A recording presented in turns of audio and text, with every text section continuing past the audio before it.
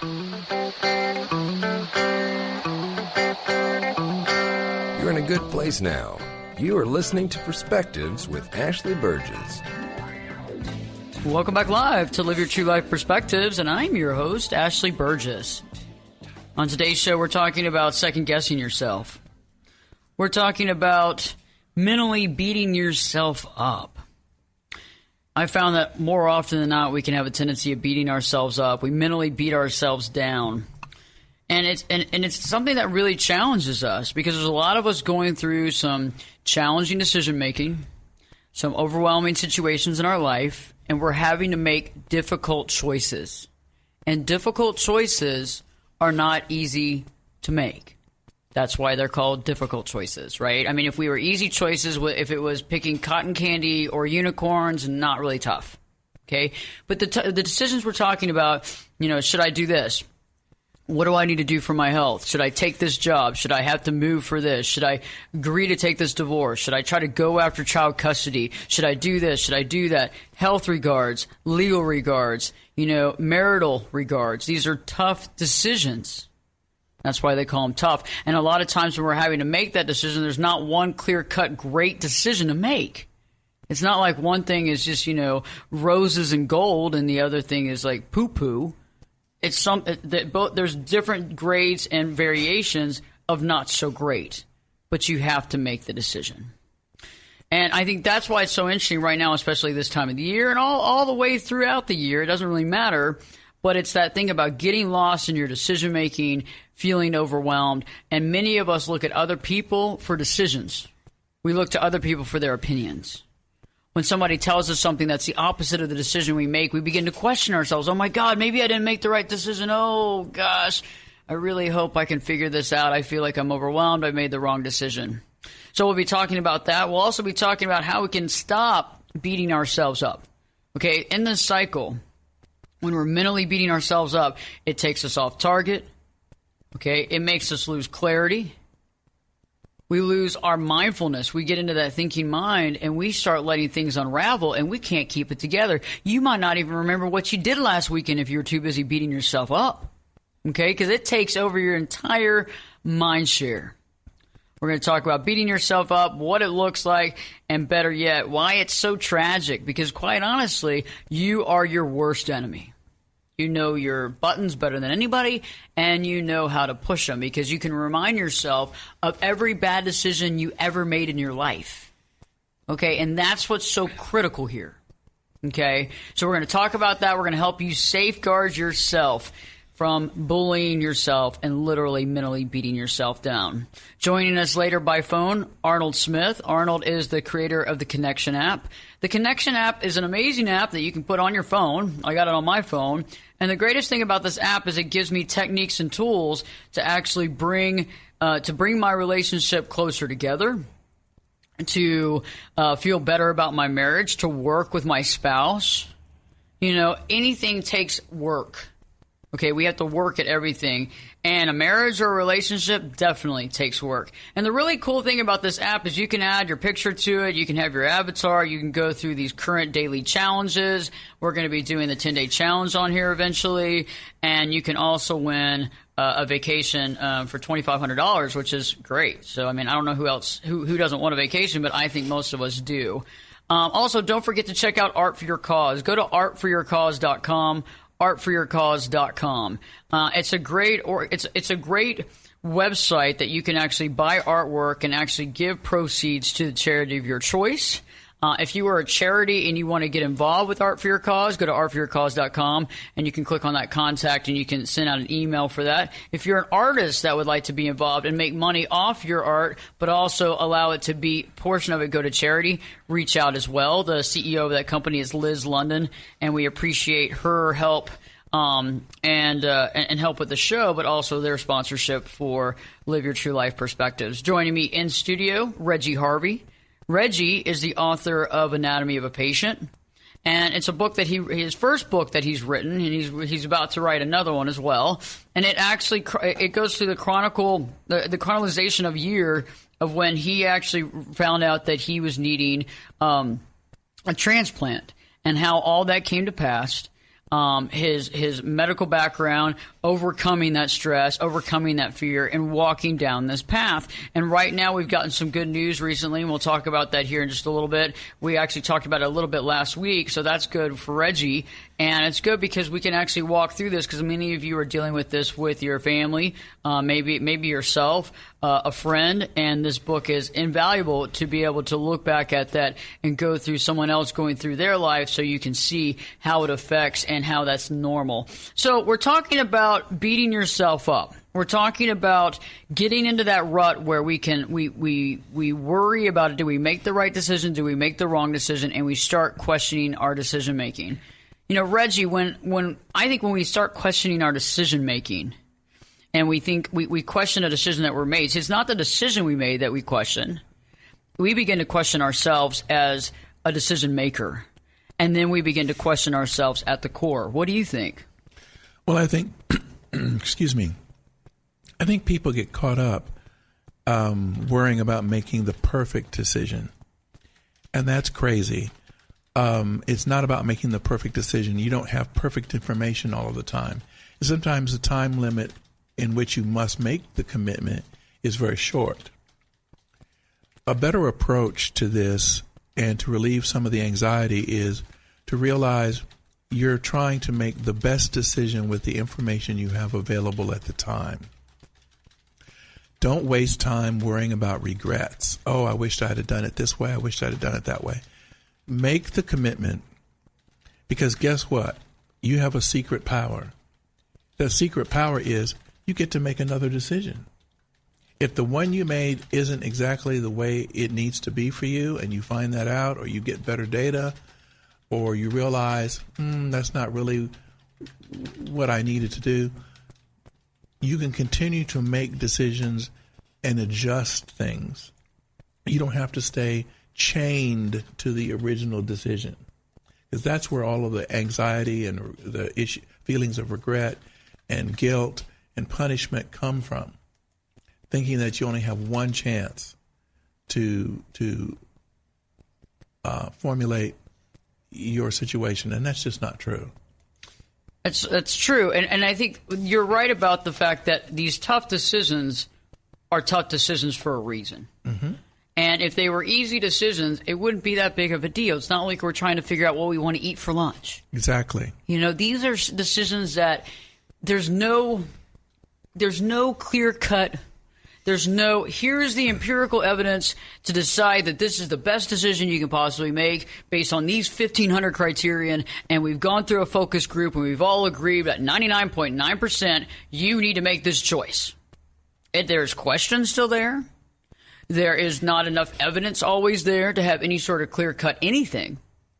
And one of the biggest issues is that it's not a fun decision we have to make.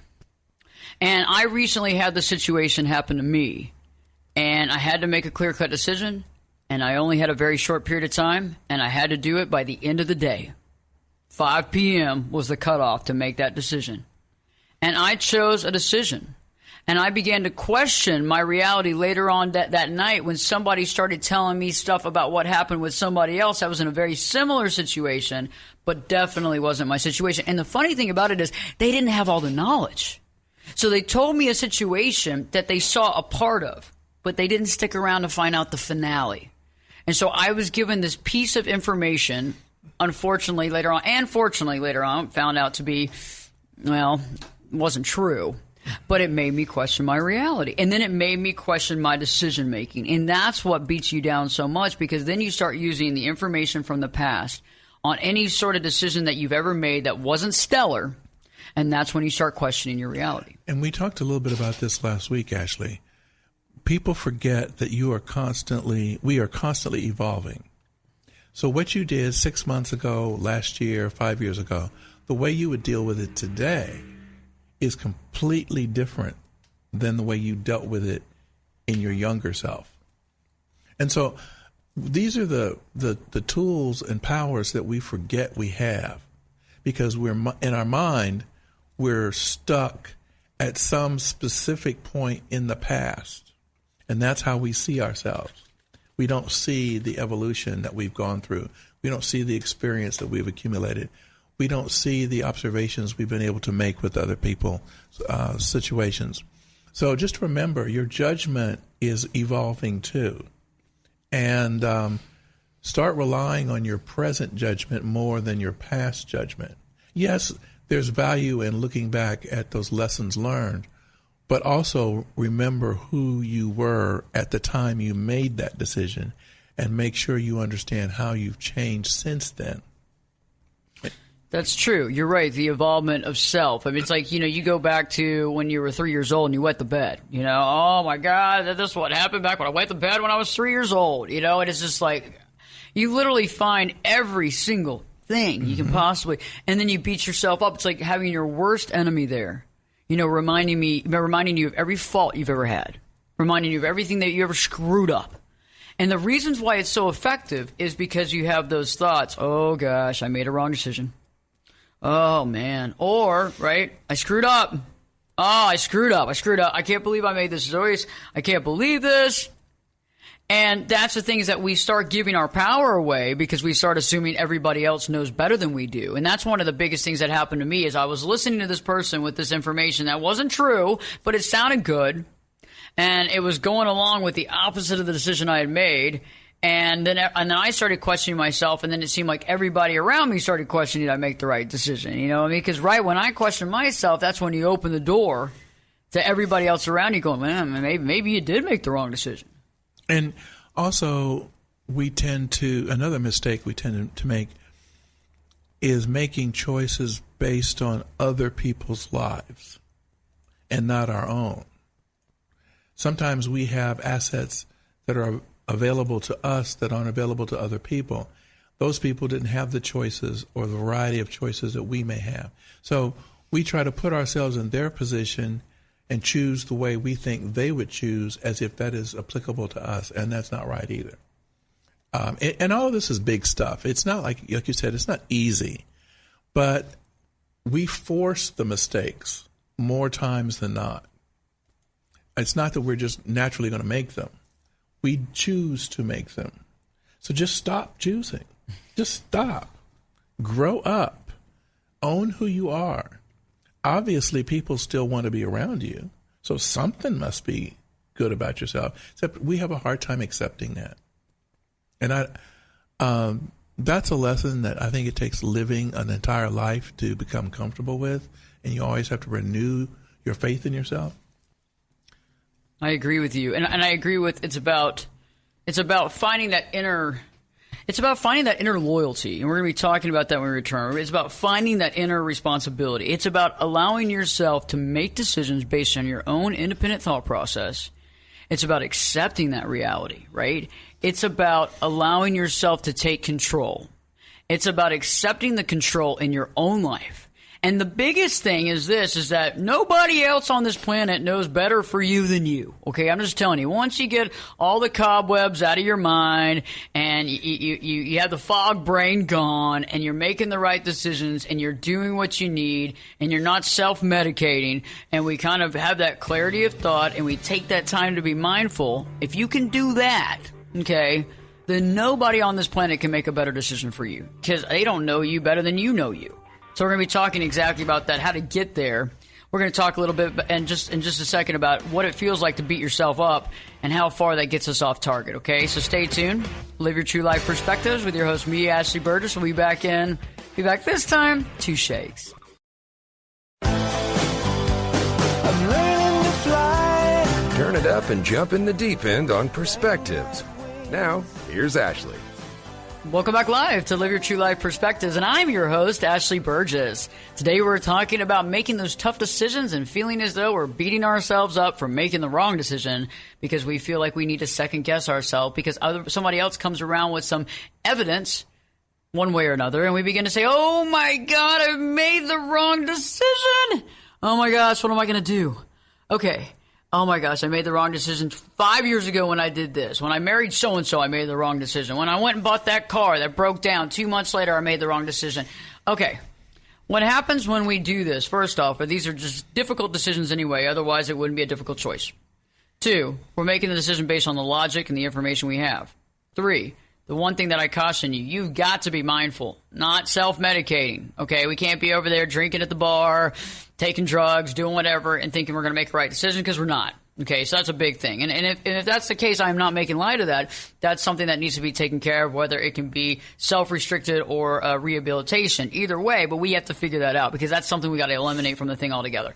And then lastly, we got to get all the evidence together and then make the decision that connects with us most. We have to feel that in our gut, but we have to be able to feel our gut, so we can't be totally over-medicated. But what happens when we totally beat ourselves up is we feel what? Physically sick. And one of the things that I think is interesting is, have y'all ever been around somebody that was sick and coughing and hacking on you, and they said, yeah, I have the flu. And you go, oh, and you freak out and you start thinking you're sick. And I mean, even in the moment that you're there and you're like, oh my gosh, I'm going to be sick. And you start feeling you got the sore throat and you're like, oh, I got a fever. And that's just you making yourself physically ill. And we can do that when we're beating ourselves up. We can also get depressed, and we can also get worried. I think when people think that they've made the wrong decision, a better way, an option they have, is to realize it's better to understand the choice you made when you made that decision. And if they were inappropriate choices, take time to figure out why they were inappropriate. And then look at the decision you're faced with today and say, okay, what can I learn from my poor choice in the past? Does that situation present itself today? If it does, well, maybe I should not give that much credence, because it didn't serve me well the last time. So simplify the process by learning from the choices you made in the past. There's all sorts of little things that we can do logically. We have to get our emotions out of the way, and start looking at things from an objective point of view, not to please anybody else, just to deal with the immediate situation. That's true. And you're right about looking at why and how we made that decision. But one of the things that I found, too, is that once we get into that situation of beating ourselves up, we go down the slippery slope. And so I recently had to make a decision. It wasn't an easy decision. Was there a clean-cut answer? No. Is there a lot of questions? Yes. Is there the unknown there? Yes. Is there uncertainty? Sure. It's all that stuff, right? I mean, that's why it's a hard decision, because there's no clear-cut anything. And you're going on your gut, and you're having to make those judgments based on how you think things are going to turn out, you know? It's like making a bet for a futures bet for football, and you're making the futures bet a year ahead. You know, you're going to the sports book, and you're getting there in August in Vegas, and you're making your decisions, and you're saying, this is who's going to win, and we'll hold out for my choices this year, but this is who's going to win. I'm still in the running, by the way, and this is who's going to win, and I'm taking this chance. That's a fun thing, but when you're making these big decisions, it's not a fun bet. Okay, it's not a fun bet, because it's not like you're having fun with a few dollars here. You're betting with something big in your life. And so when I made this choice, and I had somebody come to me with other information that wasn't completely understood or known, and I took it for face value without questioning it, I got into a tailspin, and the rest of that weekend was me spinning there thinking, oh my God, I've ruined it. I've made a bad decision. I've chose poorly. Okay, and that's the key. And so when you get there, you get depressed, you can't focus, you're wondering about if you made the wrong decision, you've lost that mindfulness, you're now in the thinking mind. And one of the biggest things is that you have the inability to focus at the task at hand. And so you're actually looking at your life from the outside looking in. So you're not in the moment. So stay tuned. We'll be talking to Arnold Smith will be joining us. We got Reggie Harvey in studio. Don't forget to check out Art for Your Cause, artforyourcause.com. And Live Your True Life Perspectives with your host, me, Ashley Berges. We'll be back in 2 shakes.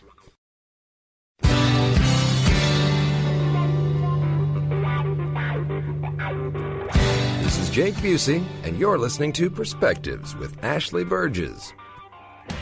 Welcome back live to Live Your True Life Perspectives, and I'm your host, Ashley Berges. Today we're talking about beating yourself up. How many of you have beaten yourself up over a decision you made, and it was horrible, and you felt so bad about it, and it was a tough decision, and it wasn't a clear-cut decision, and you said, okay, I'm going to choose this. And you felt like you were choosing wisely, and all of a sudden somebody brings up this empirical evidence that makes you question everything, and you go, oh my God, I screwed up. I made the wrong decision.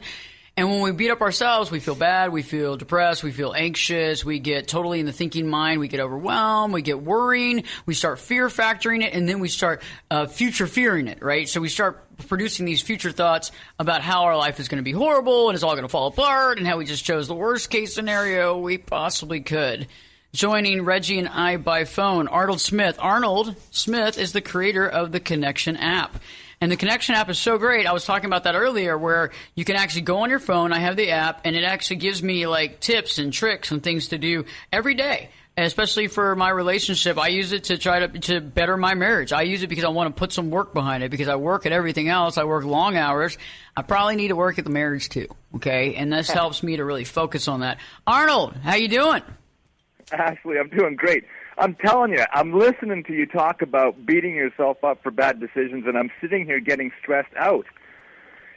I totally agree. This topic, I think, is so important for people to understand, because this, it has such an impact on our experience of life, and I just love that we're talking about this today. See, I think all of us are going through this beatdown. I mean, I've been there, done that. I just recently did it, and I literally was so messed up in the head because I made a tough decision that was really challenging, and I had to make it before 5 p.m., okay? And I made the decision before 5 p.m., and then a few hours later I met some folks to grab a bite, and they're telling me about something that's totally antithetical to the decision I made, and I started questioning myself. I actually had to walk out of the dinner because I felt so sick to my stomach. Yeah, exactly.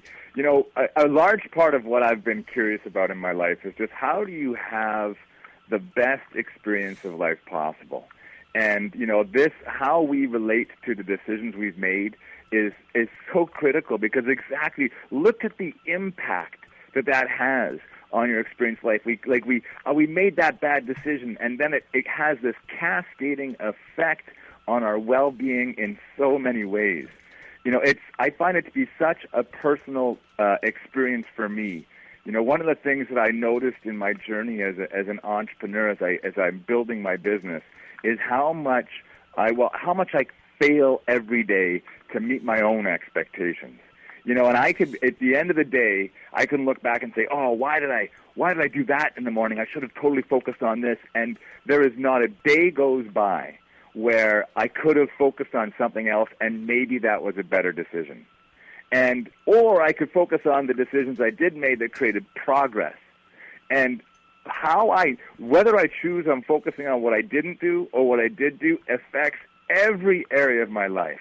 It affects the energy I have. Like, I come home and I interact with my kids and my wife, and depending on how I made that decision, that's going to impact their relationships. I'm either grumpy or I'm like angry or sensitive and frustrated.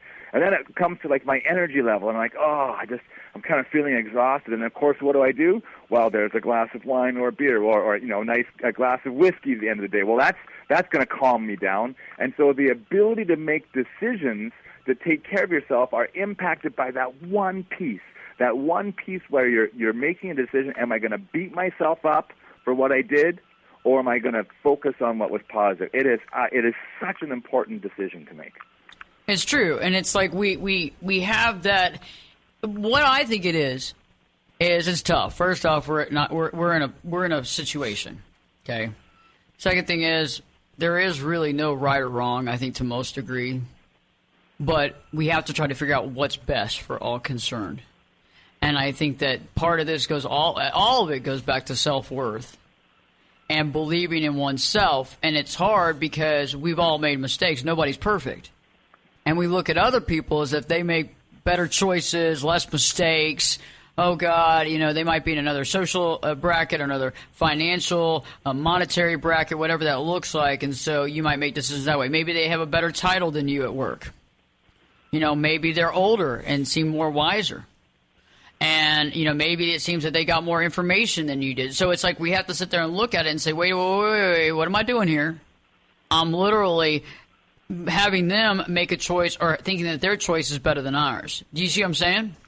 Oh, totally. And it's so easy to do that, to say, look across the street at your neighbor and say, well, they're making better choices.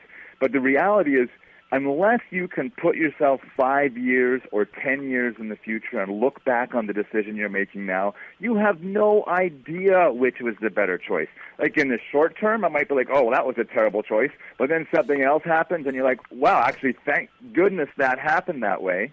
Because if it didn't, I would never have had this opportunity. So you never, ever know if your choices are good or bad. The point is to just, keep moving forward. And unless you can do that, now in life, I think you have two choices.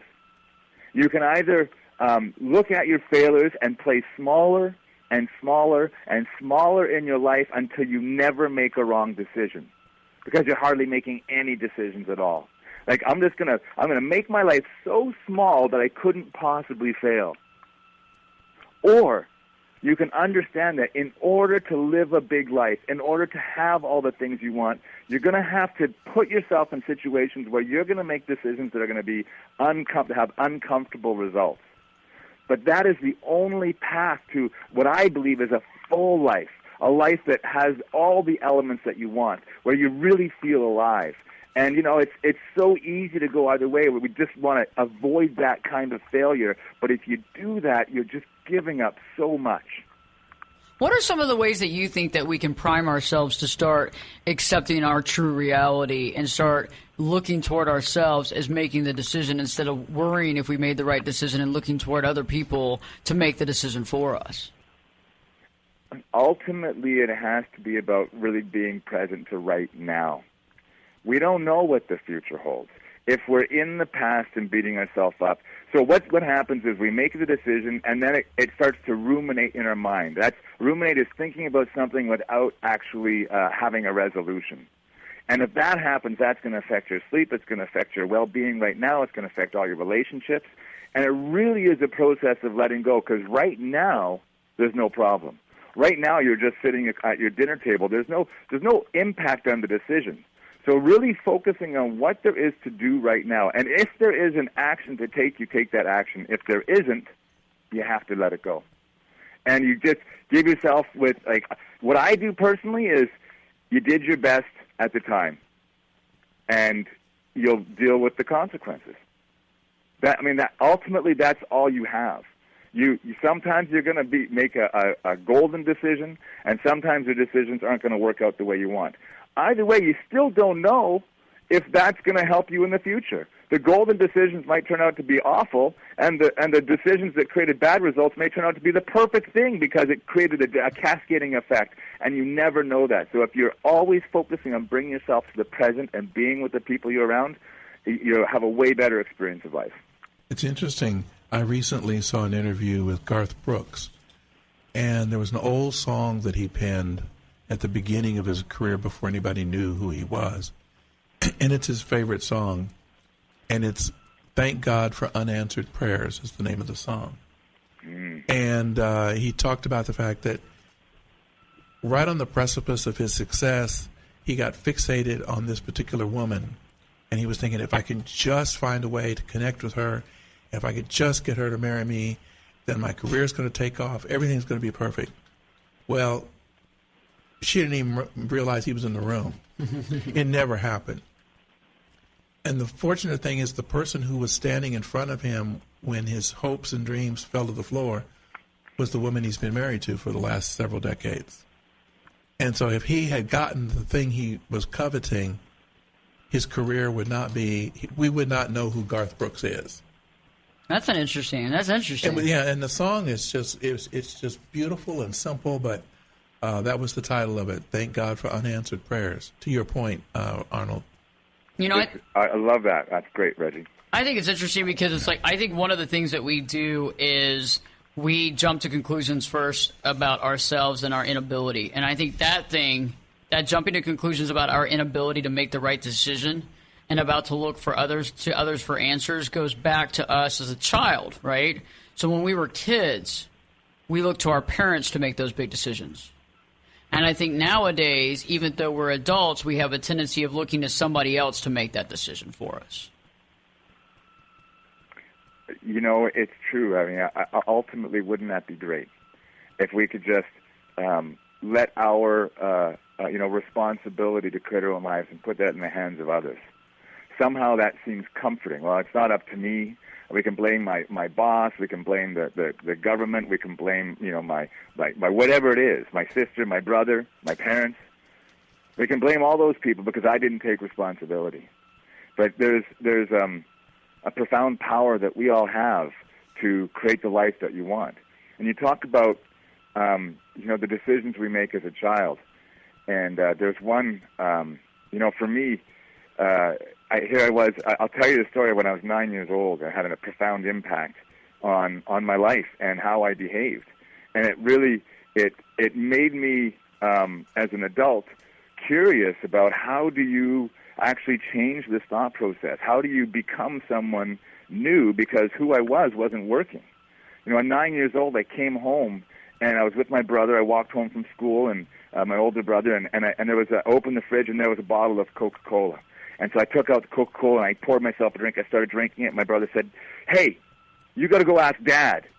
And I was like, all right, fine. So I went over and I knocked on the door, and he didn't answer. And I said, "Well, Dad's sleeping." So I drank my Coke and went back to school. I came home after school to find out that was the day that my father had committed suicide.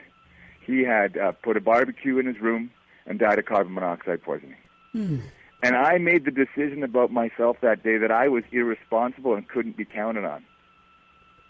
And that became a life sentence for me as an adult. I wouldn't even, if someone said, "Hey, let's call people, organize dinner," I'd be like, "No, I can't do that." And it affected every decision I made moving forward. And this is what we do as people. We look at the past and we say, there was that little person made that decision. And whether it's your child or just yesterday, we make decisions, say, this is who I am. But the reality is it's only right now. If you were a jerk yesterday, you can be awesome today.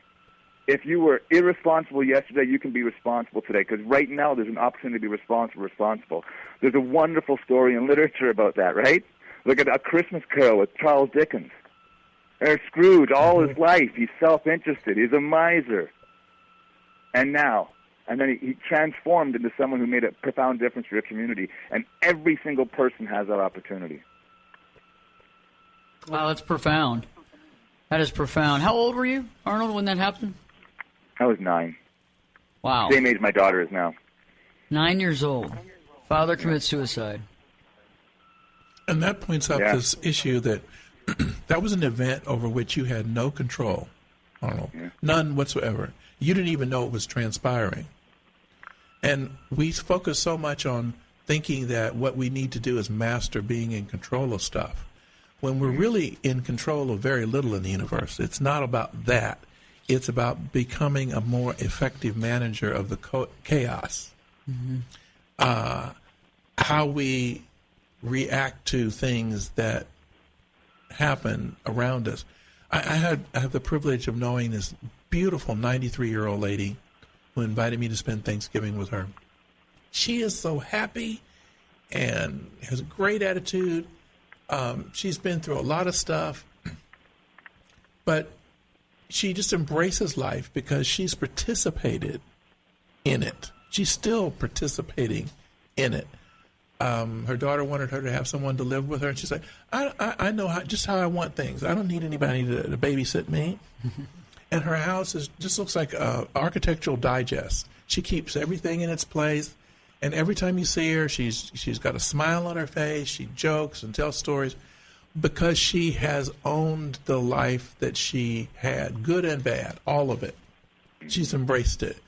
And she's not worried about when she's going to die or whatever. Every day is Christmas and New Year to her.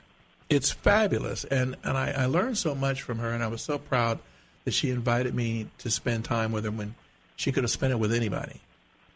And I hope that it encourages me, as you were talking about, Arnold, to just not get trapped by certain events that have occurred in your past over which you had no control. Absolutely. And this concept of forgiveness, you talk about this beautiful lady who's been alive for nearly 100 years, and she's learned to accept and forgive herself for the times when she didn't live up to her own expectations. Sometimes I'm a jerk, sometimes I'm great. And I think ultimately each of us needs to find that forgiveness for ourselves for what we did in the day And it's an ongoing process. I mean, for what we did in our lives. And when you can forgive yourself for not being the person that you want to be or you dreamed of being, that's when you have the opportunity to create something new. When we return, we're talking about nuggets of inspiration, what you can do. Each one of us will come forth with something that you can do right now, to implement right now, to think about. So the next time you're beating yourself up, you won't do it for so long. You'll stop, you'll sit back, and you'll realize the value you have within you. Stay tuned. Live your true life perspectives with your host, me, Ashley Berges. We'll be back this time in 2 shakes. You could be my luck. Get in here. You're listening to Perspectives with Ashley Berges. Welcome back live to Live Your True Life Perspectives, and I'm your host, Ashley Berges. Here we are, USA Radio Network on Live Your True Life Perspectives. We've been talking about beating yourself up, making those choices, those tough choices, those tough decisions. And right before the break, Arnold was talking about when he was 9 years old and his father committed suicide, and how ever since then, there was a period of time where he felt like he could not make a good decision based on something that he did when he was 9. And so right now, I want to talk about the nuggets, okay? We've talked about beating yourself up. We know what it feels like. Many of us are doing it right now over something. I just did it last week. It was the first time in a very long time, but it hurt. I really felt like I had gotten punched. I mean, it felt painful. And so, Arnold, I want you to start. What are some things that we can do? Couple nuggets that folks can do right now to really get back into themselves and find their true power.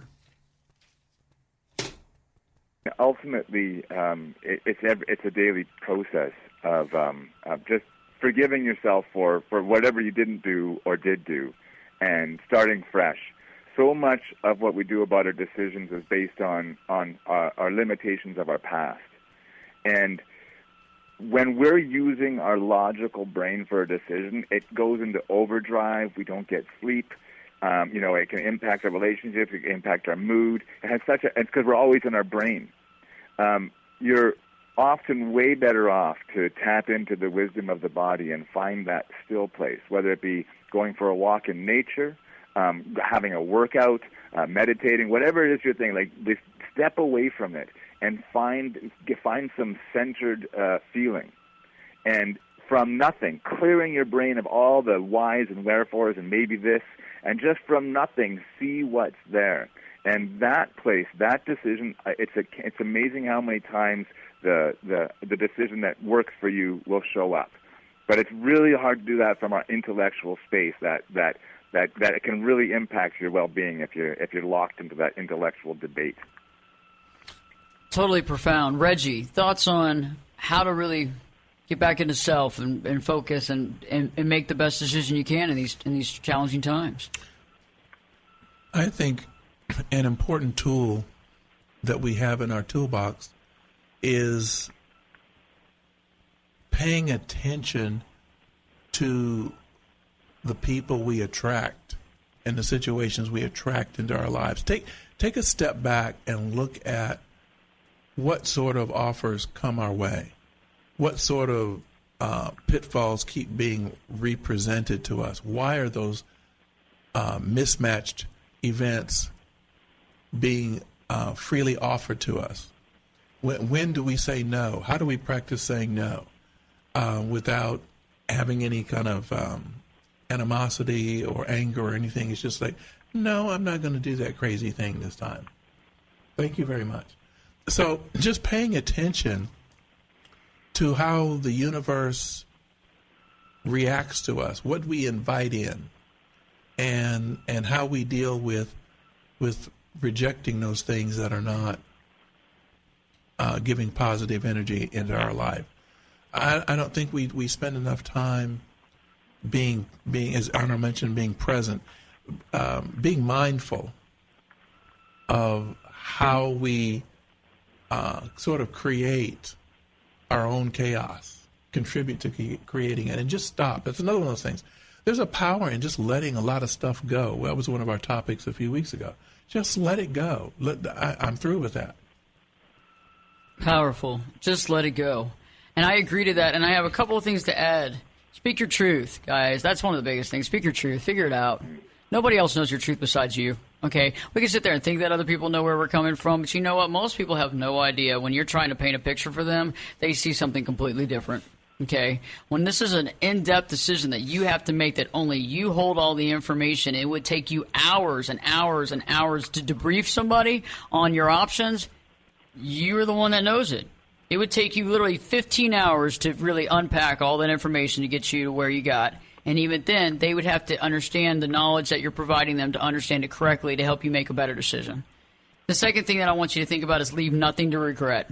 Turn over every rock. Find every information, get all the evidence you need, and then make the decision. And don't let anybody bully you, okay? Take as much time as you can, but do it right and don't put it on the back burner. Don't procrastinate, okay? There's a difference between taking time and procrastinating, but really focusing on that. Be your own advocate, okay? Advocate for you. Amen. If you don't advocate for you, nobody else is going to do it.